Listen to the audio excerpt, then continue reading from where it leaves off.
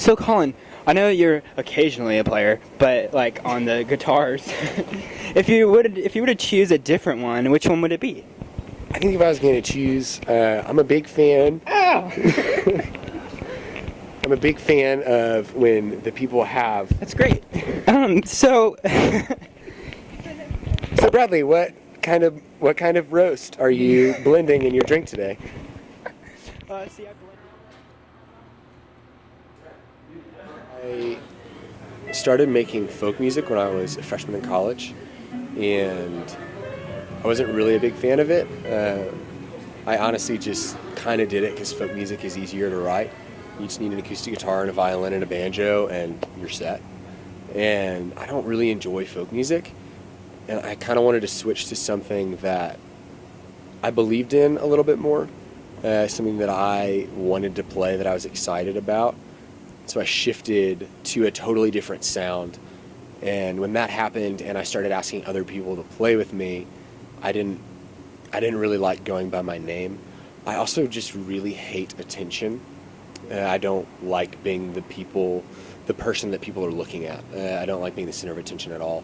And so I didn't really feel comfortable with my name being what I performed as, because you get a lot more attention that way. So I met Bradley at Hyde Park High School, where I am now on staff for Young Life. I met Bradley when he was a senior, and we just started meeting at this place in Austin called Houndstooth Coffee, like once a week for a while, and just getting to know each other and talking about music. And then when I was still performing as Colin Leonard, Bradley played a few shows with me, and then we just decided to continue on a more connected level.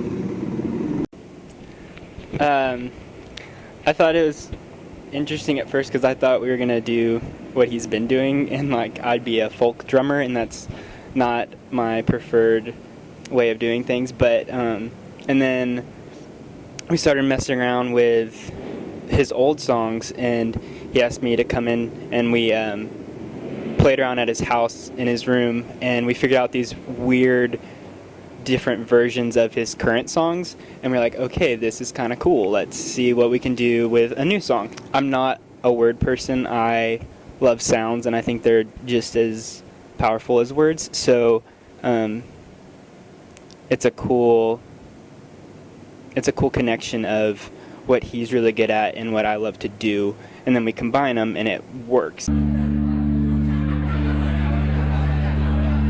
I'd say that one of the keywords that describes our song is intentionality in every part of the song. And every sound that you hear was intentionally placed there for a reason, because we feel like, oh, this is the feeling we feel right here. Put a sound that resembles that. I would say definitely ambience. One of the things we go for in the recordings and the live show is that we want the songs to be loud and warm, so people feel like they're in an atmosphere of the music.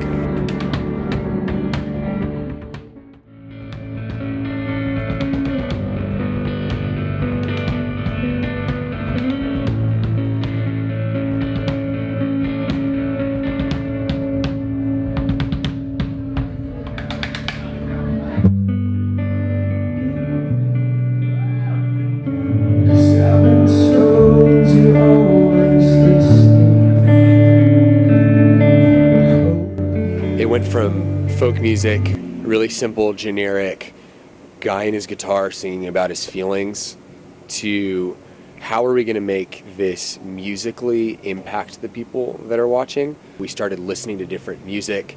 I even made a playlist when Bradley was at the house of sounds that I had never heard before, and only listened to that for 2 months, so that I would have a whole different perspective on the music that we were going to write. So it went from this very by the book, acoustic guitar, violin, folk music, to we're thinking outside the box. We are experimenting with sounds, we're experimenting with computers and drum machines and new setups and guitar pedals and stuff like that. When we were in the studio doing the single memoir, I remember us, like, we would put something down and we would record it, and we were like, should we do this? Is this good? And if we initially thought probably shouldn't do it, then we would do it. We didn't want there to be rules to what we were doing, and we like to kind of just mess with them a little bit. So if it was something that our producer was like, I don't know if you should do that, let's do it, and let's just make it strange. Colin showed me this girl from Australia. Yeah, we were definitely going to say the same thing. Really? He showed me this girl from Australia, and she is like this techno Justin Vernon female version. And her name is Japanese House. And my favorite song is Clean. Mine is probably the Japanese House, but just Still. I alternate between Still and Clean pretty much every day. And The National. You always have to listen to The National. / also, Where Are You Now? Justin Bieber and Skrillex.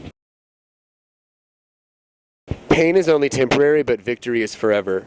Specifically in dealing with sports. I'm a big sports fan.